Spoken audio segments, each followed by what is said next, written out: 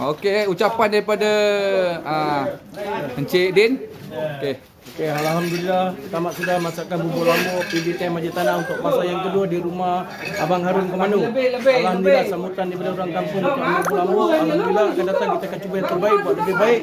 Kalau boleh kita cari tempat-tempat yang lebih strategik lagi untuk membantu masyarakat juga untuk mengenali PBTM bekas-bekas tentera kita supaya merapatkan perhubungan mufakat antara kita dalam keadaan Malaysia Madani ini. Oleh itu saya mengucapkan terima kasih kepada semua ahli jawatankuasa, ketua cawangan, naib ketua cawangan dan semua ADK yang sudah bersama-sama membantu untuk membuat masakan untuk menyelesaikan segala masakan, dan terima kasih kepada Barun sebagai tuan rumah yang telah memberi kerjasama secukup-cukupnya kepada kita untuk memasak bubur lambuk di sini. Alhamdulillah, insya-Allah. Salam Ramadan, selamat Hari Raya daripada kami semua PBTM Majlis Tanah. Hidup Majlis Tanah. Mantap. Okey, ni ayah dah dikulupkan.